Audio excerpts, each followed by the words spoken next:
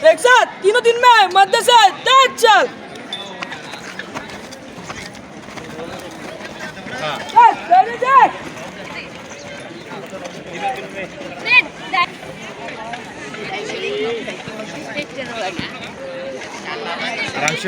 धन तीनों दिन में मजे से तेज चल।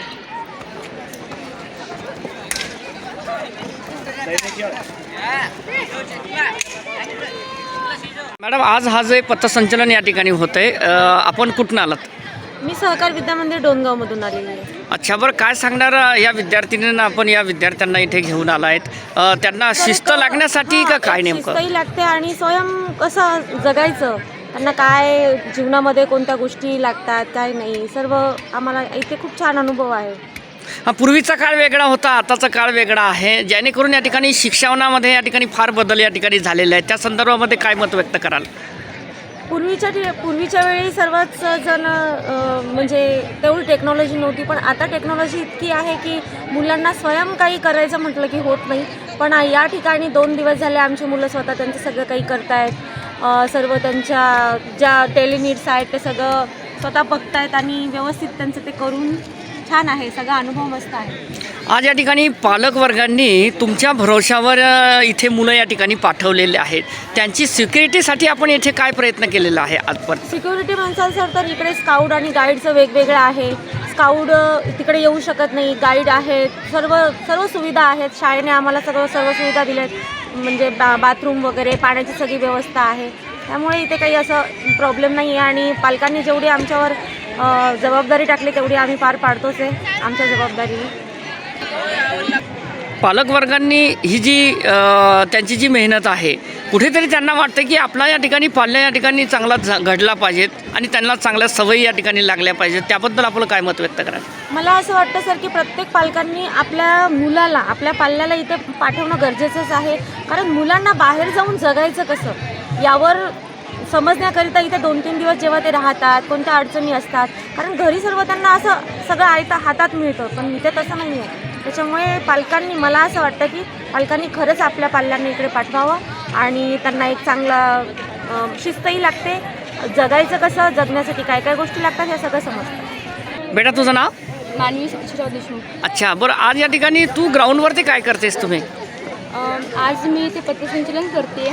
आज आम्हाला इथे जे काही शिकायला मिळते ते मी पुढे आमच्या बाकीच्या मैत्रिणींना सुद्धा शिकवू शकते आणि आम्ही सहकार विद्यामंदिर डोणगाव इथून आलेलो आहोत. आज आम्हाला इथून खूप काही शिकायला मिळते, जेणेकरून आम्हाला पुढे खूप कामी येऊ शकते आणि आपल्याला इथे जे सुद्धा काही शिकायला मिळेल ते आपण नेहमी करता लक्षात ठेवावे.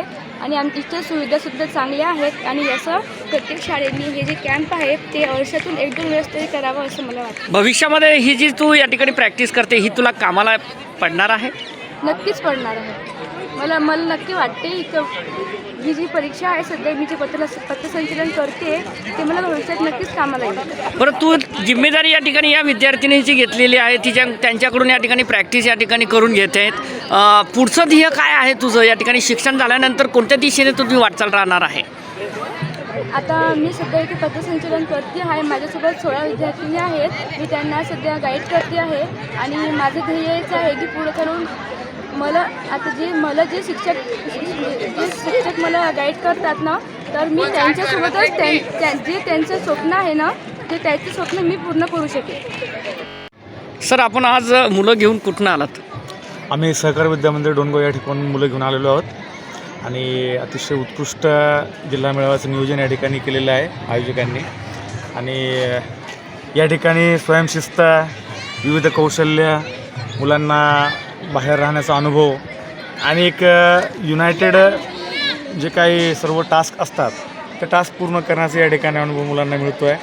आणि कालपासून अतिशय उत्साहामध्ये या ठिकाणी आमची मुलं आम्ही घेऊन सहभागी झालेलो आहोत. रात्री पण आम्ही भरपूर असे शेकोटीचे कार्यक्रम वगैरे केले आमच्या कॅम्पपुरते आणि मुलांना एक चांगलं शिस्तीचं वातावरण या ठिकाणी पाहायला मिळून राहिलेलं आहे.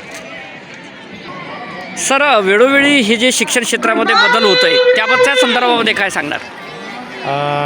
सध्या परिस्थितीमध्ये शिक्षण परिस्थितीमध्ये जे बदल होऊन राहिलेले आहेत, आज शिक्षण फक्त हे पुस्तकापुरतं किंवा सिलेबसपुरतं मर्यादित न राहता विविध कौशल्यावर आधारित त्यानंतर दैनंदिन जीवनामध्ये दैनंदिन व्यवहारामध्ये कशा पद्धतीनं आपण जगलं पाहिजे, कौशल्यपूर्ण जीवन जगण्याचं जे काही सिलेबसमध्ये चेंजेस व्हायला पाहिजेत आणि शिक्षणाच्या क्षेत्रामध्ये बदल व्हायला पाहिजेत.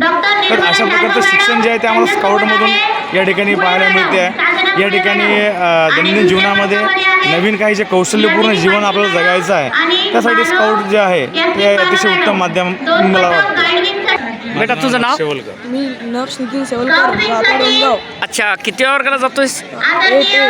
8 किती विद्यार्थी आलेले आहेत तुझ्यासोबत? आम्ही 15 जण. 15 जण. बरं, आज या ठिकाणी कशाची प्रॅक्टिस करताय आपण? Scout guide. स्काउट गाईडची नेमकी पथसंचलन आहे का काय? सर आपलं नाव? माझं नाव विलास विष्णू धुमाळ, अच्छा. सहकार विद्यामंदिर डोणगाव इथून आलेलो आहे. बरं, सहकार विद्यालयातले अनेक विद्यार्थी या ठिकाणी देशपटलावरती या ठिकाणी चमकत आहेत, त्याचं रहस्य काय सांगणार?